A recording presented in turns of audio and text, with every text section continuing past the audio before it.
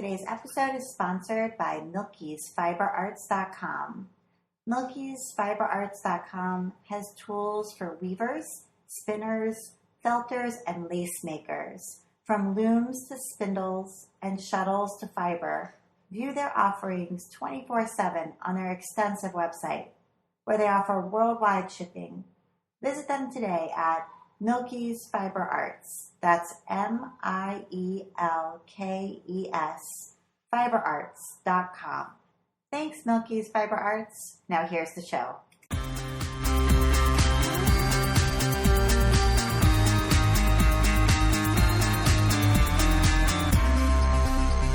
Welcome to episode 64 of the While She Naps podcast. I'm Abby Glassenberg. Today, we're talking about creative retreats with my guest, DeJohn. DeJohn is constantly inspired by anything handmade, homemade, and everything cozy. The smallest, most meaningful moments in life are the most magical to her, and she feels really lucky to live in beautiful Boulder, Colorado, with her husband and 2 young children. She started a creative retreat filled with a fabulous, changing variety of modern creative workshops called the Makerie to give people the gift of uninterrupted creative time, shared with a loving community that's often hard to carve out of our everyday lives. DeJohn, welcome. Thank you so much. It's so great to be here. Oh, I'm so thrilled to have you on the show and talk about the Makerie with you. What is the Makerie? I know it's been described before as like a creative retreat for everyone or like a summer camp for adults, which just sounds sort of fabulous. And I just wanted to have you give us an overview of what the Makerie consists of. The Makerie is a creative escape, very similar to a summer camp for adults. It's a time to slow down and sneak away from everyday life, where you can be with a like-minded creative community who loves to make things with their hands. And the really amazing thing about that is when you're able to stop and slow down and use your hands, you reconnect with yourself in a really magical way. And you learn from renowned artists and designers, and we provide a changing variety of really interesting, creative, modern workshops. And they're designed to be approachable to anyone who wants to be creative or fill their life with more creativity. Okay, so you don't have to be an experienced artisan to come, but you could be. Absolutely. You know, we have had so many different types of attendees come, anywhere from somebody who has not done a lot of art but is just craving creativity in their life, or we've had many artists come who want to try a totally new medium. And so it's this beautiful mix of levels and skills and just the desire to be creative. And do most people kind of come alone, or do they come like as a mother-daughter or like a group of friends? Like what kind of people are coming? All of the above. We have had people come alone, which is a really amazing experience for that type of person because they are able to really experience that weekend and that retreat in the way that they need to. So if they need to be more quiet and spend more time alone and being introspective, that works really well for that type of person. And then they're also able to connect with anyone from the retreat. And if it's somebody who's coming with a friend, or it could be a mother-daughter, it's a wonderful time to connect through the handmaking process and just to step out of your everyday life and have a really special experience together. Yeah. So it's a weekend, right? It's like a Thursday through Sunday. Is that usually how they run? They have varied, Abby. So we have done retreats from Thursday to Sunday. We've also done day retreats, and we have also done 2-day retreats. So it just depends on the model, and it depends on the partnership, and it depends on where the event is held. Okay, so let's go back then to the beginning to how this whole thing got started and how you ended up founding the Makerie and becoming the person who puts this all together for people, because I think that path is sort of interesting. So what led you to start the Makerie? You were working previously in some event planning and management for the Chicago Marathon, I think, and for some other place as well. So was that part of this? And did you kind of take a break and have kids and then sort of reshuffle and think about starting something new? Yes, all of the above.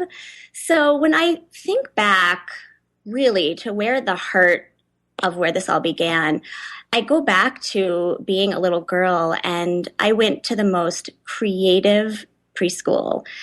I grew up in San Diego, and I will never forget that experience. It was called the Children's School. And I think I was too young to realize then, but I knew in my heart that making things always fed my soul and took me to another place where everything felt calm and peaceful and the worries melted away. And I remember spending hours just getting lost in drawing pictures that were filled with the tiniest details and finding so much happiness in such a simple activity. And so fast forward a little bit to my career, and I lived in Chicago, and I worked for a small family-owned event planning company. And so I was gaining experience in that world, being an event producer and being around the creativity that goes around putting together an event. So we did all types of corporate events and private events. And I loved the family I worked for.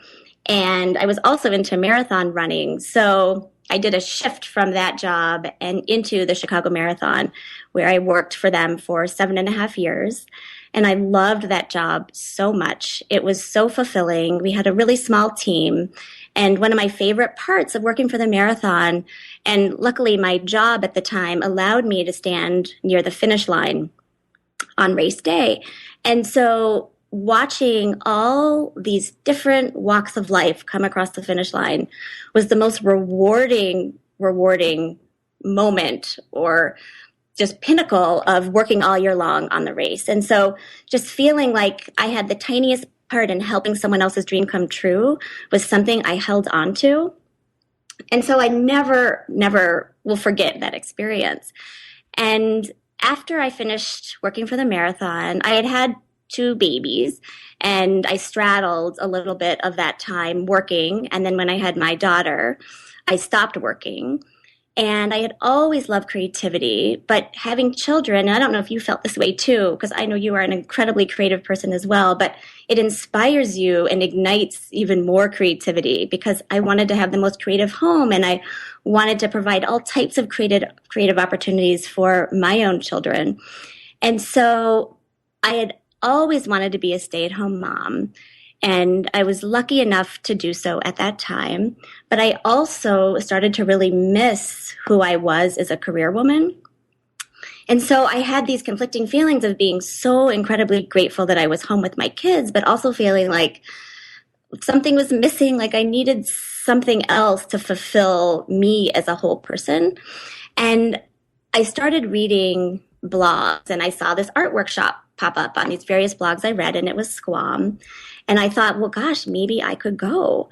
And then the other part of me said, well, Allie, you're not really a designer. You don't have an art degree. I don't know if you are really fit to go to something like this.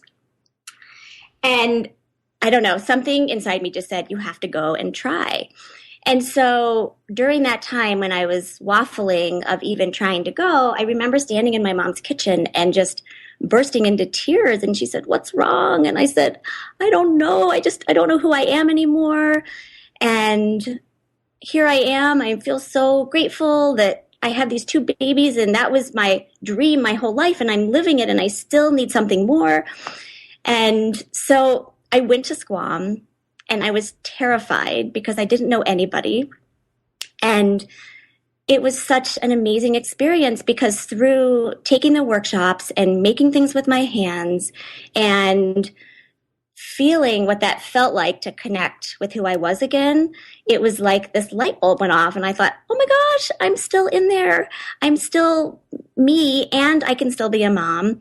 And so I came home so fulfilled and so lifted and so happy and joyful that I told all my friends, You guys, I just went to the most wonderful thing. You have to come with me. I will find it in Colorado because that's my home. And there's got to be something like this where we live because it's so beautiful and so full of nature and health and all the things that I loved. And I told my friends to promise me that they would come if I would find it. So I searched and I couldn't find anything like that or like I would want to go to in our hometown. And so I thought, well, maybe I could start something like this. And it was funny because subconsciously, when I was at the retreat, I started writing down all the things I loved and all the things that would have made it a more complete experience for me personally. And maybe it was my event planning background or, again, just some subconscious thing. I don't know. But I spent a year meeting with anyone who would listen to my idea. And everybody gave me the green light. And they said, you should do this. This is such a great idea. And at the end of the year, my husband said, either do it or I really don't want to hear about it anymore. Because I was waffling so much with, I don't know, should I do this? Should I not? And at the end of the day, I think I had to come to the conclusion that I would rather try and fail than move on with my life and live with the what ifs. Right. So during that research year, who did you meet with? Like, was it, people who you thought might actually pay to come to something like this? Was it, possible venue, places that had a possible venue to offer? Or like, who are some of the people, like some of those meetings? Who were they with? So I was new to Boulder at the time, and the first person I met with was this amazing woman, Kristen. She still remains a very dear friend, and she is such a creative person. And she was starting a handmade market. And so she was one of the first people that I shared the idea with. And she didn't even know me. And again, I'm kind of shy. And so this was a big step for me to email or call somebody that I didn't know and say, I have this little idea. Can I share it with you? And so my friend Kristen said, yes, come over to my house. And she didn't even know me. And so I just went over to her house and we shared a cup of tea and I shared the idea with her and she just loved it. And she said, you should go meet with so-and-so. You should go tell them about this idea. And so it was just a trail of people in the creative community here in Boulder that had various jobs and various roles that would listen to my idea, which was amazing. And in that same time, I was traveling around Colorado searching for the right venue. So, I think that year's worth of sort of legwork, both for you mentally to say, okay, I'm hearing people's reaction, I'm gaining some confidence and like, am I really going to do this? But also just to gauge, like, is this even possible? Is this really even going to be something? Like, that's an important step. To talk to your constituents and get to know the area and to help you figure this out. It's one thing to go to Squam and have an awesome time, but it's totally another thing to start your own creative retreat. Like that's another project entirely. So you did those meetings and then did you like incorporate? Was that the next step or like what happened next? Like after sort of information gathering and connecting with, local constituents, like what was the next piece? Well, finding the venue was key and securing that because for me personally, the venue really sets the stage for the feeling of the retreat. And so lucky for me, we have this beautiful Colorado Chautauqua that's right in Boulder. And it is a magical place in and of itself. You're in Boulder, but you feel like you are so far away. And ironically, the history of the Chautauqua was a movement of art and music and lectures and lessons and classes and workshops.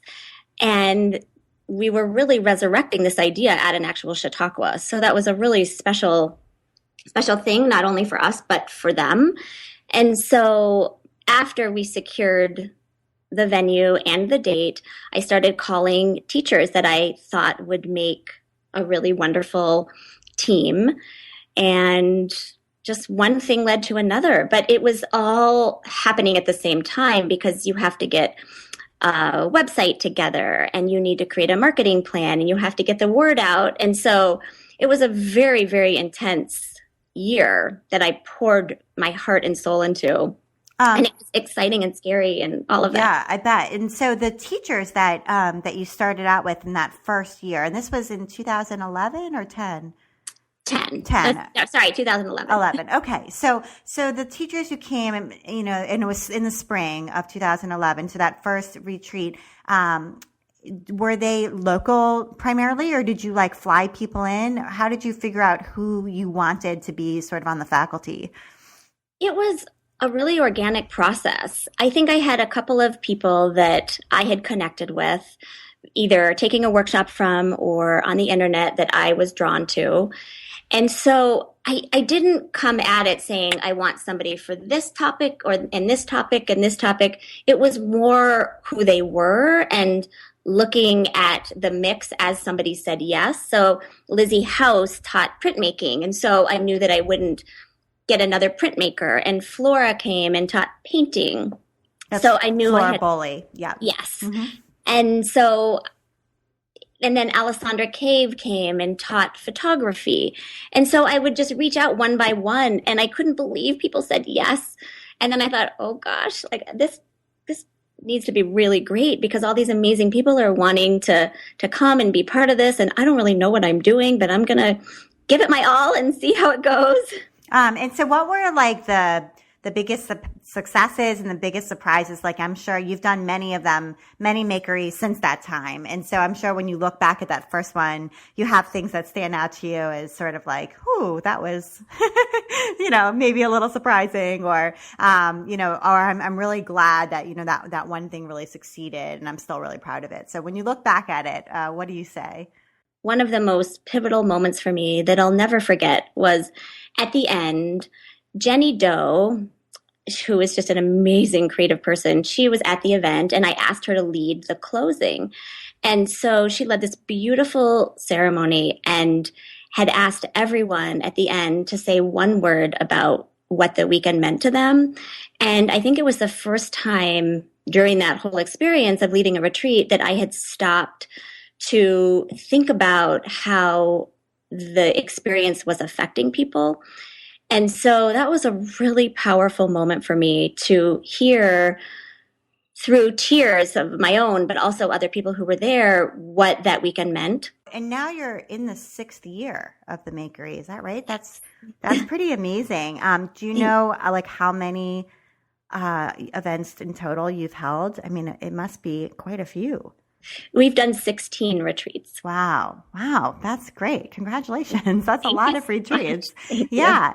So when you're putting together a mix of teachers now, because I'm guessing some of the people who are listening to the show might be interested in potentially sort of becoming a teacher at either the Makerie or at another sort of, creative retreat style event. And so what do you look for in a teacher and what do you look for in a workshop? Are there certain things that work well over the course of like a day long or 2 day long, retreat style, workshop? And so tell us a little bit about sort of how you structure that and what stands out to you in a teacher.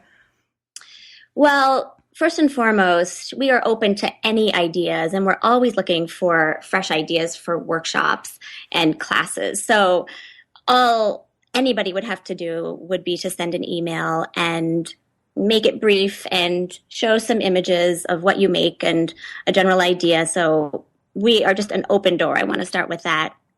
But what we look for in a teacher is obviously an amazing artist who has a very special skill to share, but also a very nurturing person because like me, when I went to the retreat, I felt so nervous and unsure of my skills. And so having a nurturer and a teacher combined is a beautiful combination. And I think creates an overall welcoming and lovely experience for a student. And so that's really important. And also to have a teacher really think through the process, given whatever time frame they will have to teach the class, and to be able to teach a somewhat wide variety of skill levels. Because even though we may say you need some basic crochet skills for this class, you still may get someone who has never crocheted. And so to have a skilled teacher who's able to kind of attend to that person, I think is really important. Right. So these are, you should have some prior teaching experience, maybe locally or something like that, where you can, sort of prove that you can handle a classroom full of adults who are working at different levels. Absolutely. Yeah. And obviously the space where the class is held can sometimes dictate what can be taught. For instance, we'd never teach a natural dyeing class in a historical building, or we couldn't do an embroidery class in a space where the room was a little dark. So I think, thinking through all those details matters in what we are able to offer at a given time or a given space. Right. Like if you're going to do letterpress, you have to have letterpress. So yeah. Well, there's an amazing local letterpresser, Allie Bozeman, and she has Bird Dog Press, and she was able to come and bring her small presses at one of our workshops, which was really cool. Oh, that's neat. Yeah. So, yes. Yeah. So do you feel like it's important that a teacher have like an online following in order to pitch and get accepted by the Makerie? That is a really essential element for a teacher to have a big following, because that attracts people to come to the retreat. And so that's definitely something we consider when choosing a teacher.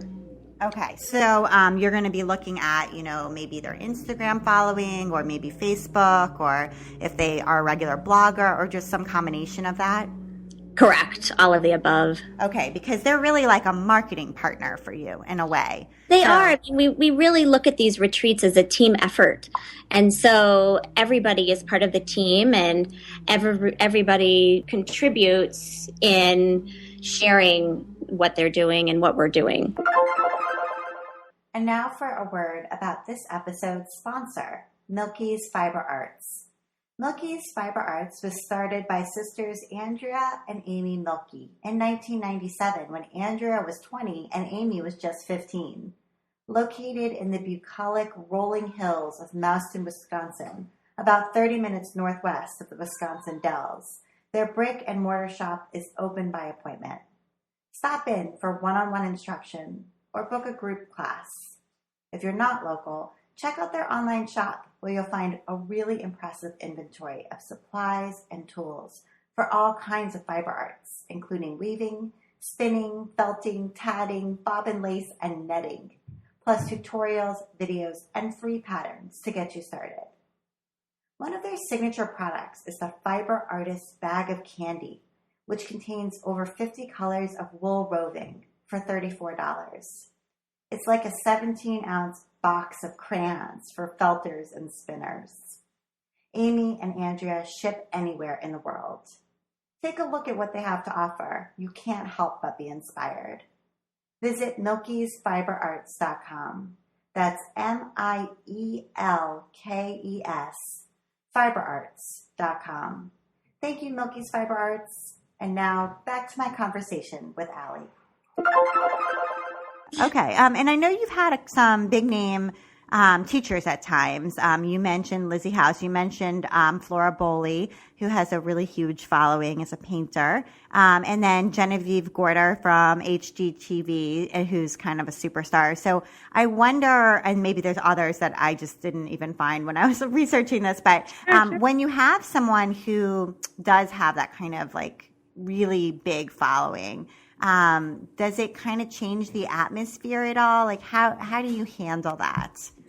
We have not found that at all. In fact, I think it's the opposite. I think we work really hard to create what feels more like a family during these retreats. And so these superstars are really everyday people too. And so they are craving connection and authenticity and quality conversation just as much as we are. And so I think it's really refreshing to be able to meet these amazing superstars who we all admire and look up to in such a natural, intimate setting where creativity is this beautiful conversation starter in a way. Yeah, I found that when you're sitting together and your hands are all busy and you're all working on something, you very quickly get to know people because I don't know why. It's sort of like it takes away the awkwardness of like, I don't know you and I don't know if I should talk to you. Like everyone's just sitting and talking and looking at what they're making. And so everyone sort of gets comfortable quicker. You are so right, Abby. And that is one of the most beautiful things I find about a retreat is that you get to know someone 50% quicker than you do in any other environment when you're sitting next to someone making something and sharing what you love. Yeah, absolutely. I think that's really cool. And do you have a maximum number of participants for like a weekend long makerie? They vary. For instance, we started doing these mini makeries, which we just did with Janine's Laticus in the fall, and we did one last fall with Adriana Torres of Mica de Pan from Buenos Aires. She's an amazing embroiderer. And so those retreats are 3 days. That has a maximum of 11 students for 3 days, and it's focused around one teacher. At some of our bigger retreats, we go up to about 100. Okay. And then there's just anywhere in between, and it's really dictated by the venue. Right. Okay. And then do people generally, I mean, again, it's going to be dictated by the venue, I guess, but do people sort of room together? Is that sort of the general way that this works? You know, you kind of have a roommate or several roommates? You can. And again, it just is based upon the venue. When we have done the retreats at Chautauqua, there are cabins that range from singletons to 1 bedroom, 2 bedroom, 3 bedroom. And so people can choose to share with whoever or no one. And when we did the retreat at Camp Wandawega with Land of Nod, those were pairs. So that retreat was designed for one parent and one child. So obviously they stayed together. But in some cases, the cabins were shared. So there might be 3 pairs in one cabin. And we'll talk a little bit about the Land of Nod partnership in a minute because I think that's really interesting. But you provide all the food and that kind of thing. And is that hard to coordinate? Like, I mean, because I know people have, you know, food allergies and they have different restrictions. And so has that been challenging for you to sort of coordinate the food, or do you just hire a caterer and kind of hand it off to them? Well, we have hired caterers in the past, and we're very careful and thoughtful about people's dietary restrictions and needs because food is such a nourishing part of our life. And so for me personally, one of my values is healthy, clean eating. And so when we design our menus, I always keep that at the top of mind to provide healthy, nourishing meals throughout the retreat because I just feel like that helps feed the soul as well. And so it's really fun designing the menus because I think certain diet needs are so important for people to feel cared for. Right. And so I think caterers now are so used to that it's really not a problem. Right. And then I know at Squam the final day there, or maybe it's the night before, there's a marketplace. So, the people who are teaching are invited to sell their wares at this sort of handmade marketplace. And then also sometimes other people who might come in or live locally can come in and vend as well. And so is that part of the Makerie? We create a pop-up shop, and it is usually open at different times throughout the retreat. When we first started doing the Makerie, we partnered with Firefly Market, which was just starting out here. And so they brought in their market at the end of our event the first couple of years. But the pop-up shop now is a little bit simpler of a model. So the teachers can sell their goods and a few select others, and we run it for them so they don't have to spend their time and energy on that and focus more on teaching, but then they're still able to share what they've made to the audience. I see. Yeah, that makes sense. I think a pop-up shop is a really good idea. I know I went to Craftcation, which is like a creative conference and business conference last spring, and they have a pop-up shop. Like sounds very similar. Somebody else, they run it for you. The teachers can have their things there, and then and it's nice. I think it worked out really well. So let's go back to that partnership you referred to with the Land of Nod and with some of the other partners that you've had. You have been able to kind of expand outside of Boulder, I feel like, because of these partnerships. And was the first one with Sweet Paul? It was, yes. And Sweet Paul is a beautiful magazine. I mean, it's unbelievably beautiful magazine. Just totally gorgeous. It's like Martha Stewart, but like a 1,000,000% cooler and better. That's how I would describe it. It's just gorgeous food, gorgeous home, gorgeous everything. So how did you meet? It's Paul and Paul, right? There's two Pauls. So how did you meet the Pauls? Well, through two different ways. I initially, I believe, had a Twitter conversation with Paul and asked if Sweet Paul would ever be interested in teaching at the Makerie. And simultaneously, I was introduced by Erin Goyuaga of the beautiful blog Cannelle et Vanille, and she taught food styling at the Makerie on two separate occasions. And she was having a connection with the Pauls, not only because she was featured in their magazine, but they were using the same publisher to write a book. Erin had written a book, and the Pauls were just about to write a book. And so she shared what she was doing at the Makerie and what she was teaching. And I happened to be going to Brooklyn to visit my little brother, which is where the Pauls are based. And they said, well, why don't we have a dinner together? And this was really the second year of the Makerie, and I couldn't believe they would even want to spend the time to have dinner with me. And I was really nervous, but I felt like during that dinner we had a really wonderful conversation, and I was able to share in a really clear, natural way what we were doing at the Makerie, and they were really excited about it. And they said, well, maybe one day we could do something together. So let's just keep in touch. But right now is not the time. We're writing a book. We're really busy with a bunch of other projects, but let's just see what happens.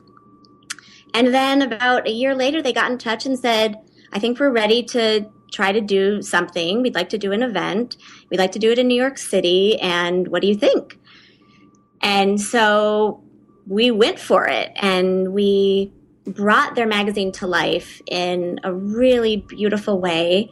And they were so excited about basically stepping into the magazine live. So we took the recipes that he features and infused those into our meals. And we chose teachers by who was featured and who they were featuring. And so it was just this really wonderful marriage of their vision of their magazine and the model that we had created, and created this live experience in a loft in New York City. That's amazing. And well, a few questions. So first, I know you have little kids, and I have little kids too, and I often get asked to travel places and teach and lecture and do all different kinds of really cool things that I want to do. But I often end up having to say, like, in this season of my life, I can only do so much. So I can maybe go one place, but I can't go to like 5 places. So I have to pick. Yes. So I wondered, was it at all like stressful for you when you thought, oh my gosh, this is an amazing opportunity to go and do this. It's like a once in a lifetime, partnership for the Makerie, for me, for all the people who are going to come. But at the same time, I'm going to have to be in New York, like a bunch, So I just, as a mom, I wonder how you felt about that. I think I feel very similar to how you do, in that even leaving for a couple of days, I think the work leading up to leaving and making sure home is organized and the kids have what they need and everybody knows where they're supposed to be and all the things they need to have is more work than actually probably going and doing the event. But I think we have our model pretty clear. And so it wasn't a bunch of trips to New York. It was one trip for a site visit, and then it was back for the event. And so I think the way we all communicate, it can be done that way. And so it didn't require a lot of trips back and forth to New York. That's good. And also the Pauls are there, and they are used to, producing something massive and creative, not this, but organizing, so they have those resources and connections and things locally. So having that local partner, I'm guessing, was really helpful. Absolutely. Yeah. Okay. And so have you continued with Sweet Paul Makeries? I mean, have there been other ones beyond that first year? Yes. So we did a Sweet Paul Makerie last year in Philadelphia. One day was at Terrain and the other day was at Urban, which is the parent company for Anthropologie, Terrain, Free People, Beholden and Urban Outfitters. And that was a really, really cool, amazing experience that was in a beautiful location. And we got to be in terrain, which was garden inspired, and then go to more of the urban setting at Urban. And I mean, as you know, those brands are just some of the most creative out there. So it's just inspiring just to be in that space. And so that was incredible. And this year we are doing another Sweet Paw Makerie. It's going to be at Urban, which is just an awesome, incredible, beyond your imagination place. And so it feels really neat to get a sneak peek into, the behind the scenes of that brand. Okay. And so when you say it's at Urban, it's like at their corporate headquarters? Yes. It's at the Navy Yard, which is in Philadelphia. And they converted an old Navy Yard into their offices. So each brand has a building. And Urban, which is where we'll be, is the parent of all those companies. Okay. And so they have workshop space there for, the attendees to do the classes and to eat and to do all of that stuff. They do. They have an incredible on-site catering facility, and I'm a huge fan of Whole Foods, but I have to say their plethora of healthy, vegan, gluten-free, any vegetable is like 10 times beyond the Whole Foods prepared bar. I guess that's how I describe it, because it's just amazingly delicious and healthy at the same time. Cool. Yeah. It seems to me like the brand, it's like interesting to partner with these brands, because that's, when I think of Squam, right? Like the origin of sort of the seed of the idea of a creative retreat, it's really different from doing these events with, Sweet Paw and with other brands as well. And I wonder I think it's a great partnership, and I wonder what the brand gets. You know what I mean? So I can totally see sort of what the Makerie participants get from being Sure. able to visit these headquarters and see what it's like. I mean, I would love to go and see what it's like behind the scenes at Urban, and that sounds so interesting to me. And so, but what do you think that the brand gets from doing, because if there's 50 people or even 100 people, that's not like the millions of people they're reaching online, right? Sure. That's an intimate, family kind of thing with 50 people. So what are they getting? So the brand gets to bring their vision to life in this live experience. And I think what it does is it relates people to the brand in a way that you couldn't do any other way. So people are left with a feeling of connection and creativity and inspiration and fulfillment that is all tied back to the brand at the heart. Okay. And so it's worth it to them to have just that small number of people have that feeling. I'm assuming they probably get like some photo permission so they can take photos and use those like on Instagram and that sort of thing, or in promo, materials like later on. Well, absolutely. I think there's a huge social media component to it, that they're able to share visually what it would be like to step into a brand. Right. And so they're getting that too. And that is reaching their, millions of followers. Exactly. Right. And so they have the participants sort of represent the public in that way. It's like almost like a representative person, like a regular person. Yes, exactly. Yeah, that's so fascinating. I love the interplay here especially between Instagram and the in-person event and the brand and the Makerie. It's just fascinating. So that is really cool. So tell us a little bit about I think the latest one maybe is a little bit of a different model, because you're inviting children to be part of the mix, and that is with the Land of Nod. Correct. So we did a retreat in August with the Land of Nod, and the way that partnership and that event came to life was from Michelle Cohanzo, who is their CEO, and she attended the Sweet Paw Makerie in New York as a participant. And she was so inspired and filled up that she got in touch after that event and said, "Would you like to create a Makerie with us?" And I said, "Absolutely. That would be amazing. And so we worked together to create an experience that was designed for both parents and children. And it was for one pair, so one adult and one child. And it was held at the amazing Camp Wandawega in Elkhorn, Wisconsin.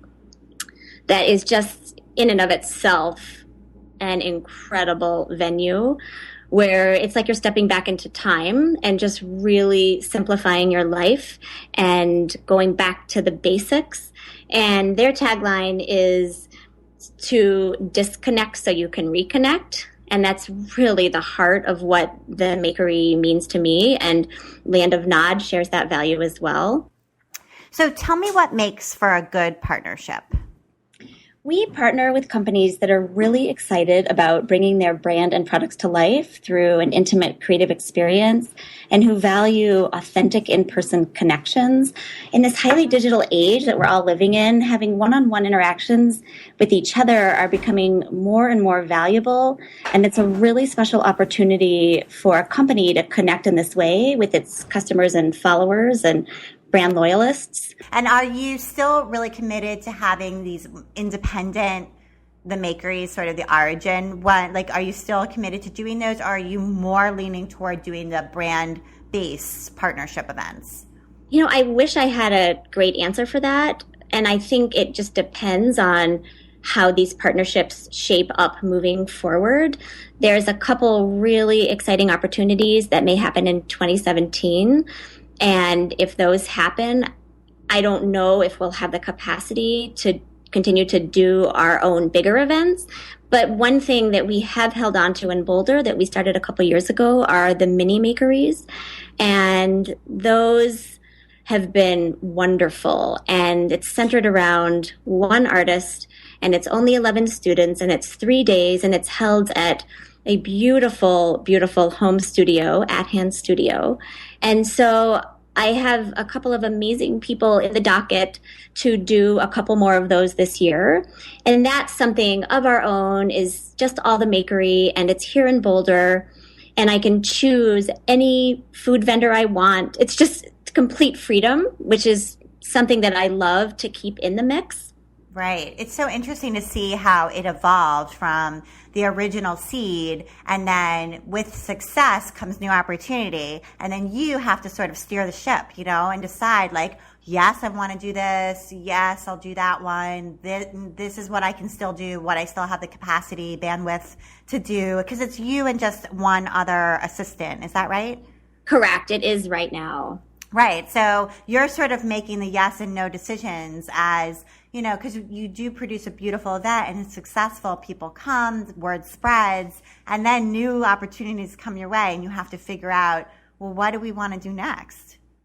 Right. And I'm sure it's the same with you too, being a mom and trying to juggle life and still follow this incredible passion, but also make sure that you're being present with your family and making time for your spouse or partner and friends. And so I think we all are faced with thoughtful decisions that we need to make as our businesses grow and move in new directions. Yeah, absolutely. Let's talk a little bit about family. So your kids, how old are your kids? Are they in school now?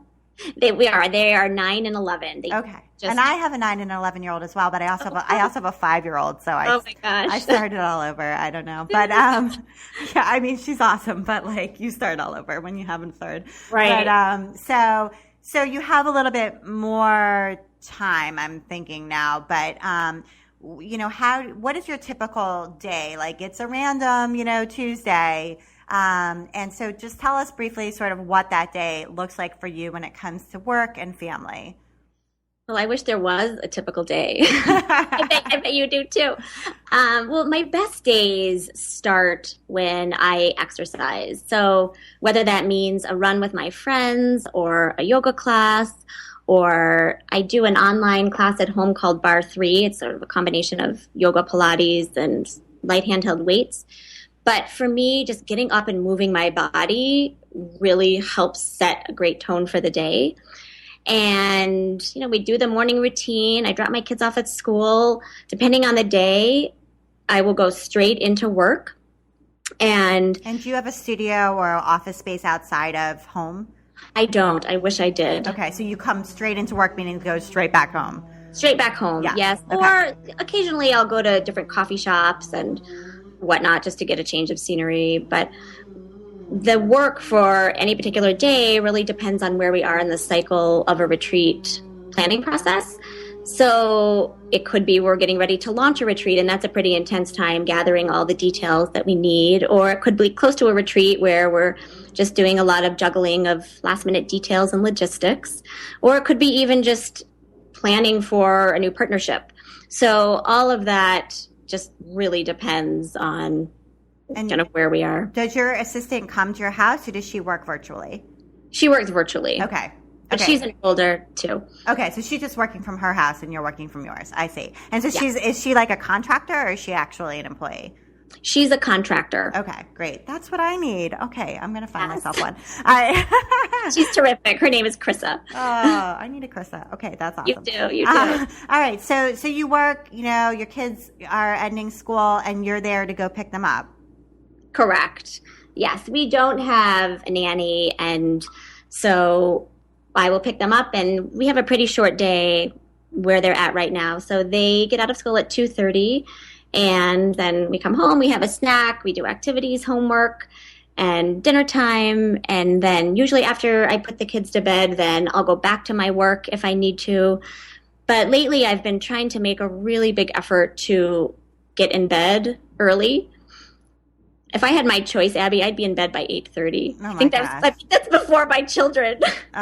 If I am lucky, because my day is very similar to yours, and last night it was 11:30 before I got in bed, and it's awful. I love sleeping, so and with kids, I was up at 6:10, so right, you don't have a choice. I need to get to bed earlier. Okay, I think if I get that assistant, then life will smooth out a little bit. All right, 2016, that's the goal. But all right, cool. So let's talk a little bit about your recommendations, because I know people love to hear recommendations, and I love your recommendations. So you wanted to talk first about an awesome magazine, which I also love, called Flow. Yes. So I subscribe to Flow magazine, and it is just this incredible magazine out of the Netherlands that not only celebrates creativity, but also mindfulness and imperfection and spirituality. And I just devour every word in that magazine. So that's definitely one of my recommendations. I also love Brené Brown. She writes such inspiring books about being enough and letting go of your perfection and just celebrating being a whole person. And creativity is a big cornerstone for her, and from her point of view, in terms of feeling like a wholehearted person. And I just admire her work so much. And you recommend one of her books. Is it Rising Strong? Yes. Okay. I actually recommend all of them. Her first book was The Gift of Imperfection, and Rising Strong is her latest. Okay. That's really empowering. Sounds good. Okay. And then you also wanted to recommend a weaver, and I haven't checked out her work yet. Her name is Sarah Newbert. Yes, she is from Fort Collins, and I just took a weaving class from her, and it was awesome. And she has an incredible eye for weaving design, a gift for teaching, and she's just one of those up-and-coming rising stars in the weaving world. So definitely check her out. Yeah, I'm looking at her work online right now, and it's totally beautiful and modern. And I feel like weaving is back in like a really big way. It's fascinating. I know that my parents had like weavings from maybe the 70s, 60s in our basement when I was growing up. And like now they're totally like gorgeous again. I don't know what. Yeah.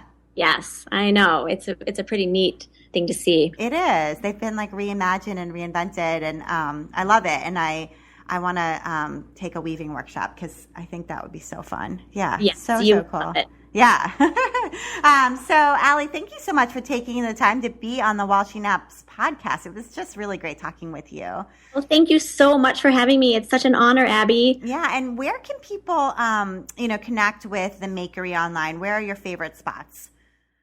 Instagram is probably the place we post the most. So just the Makerie, and our website, themakerie.com. All right, cool. So thank you so much, Allie. And you've been listening to the While She Naps podcast. I'm Abby Glassenberg. I invite you to visit my blog, whileshenaps.com, where you can sign up for my email newsletter and get the best in sewing, blogging, and small business delivered right to your inbox each week. And thank you to today's sponsor, Milky's Fiber Arts. Milky's Fiber Arts has fibers for felters in a wide range of colors.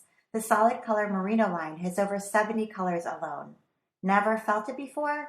Visit their website for their popular felted soap tutorial, an easy place to start.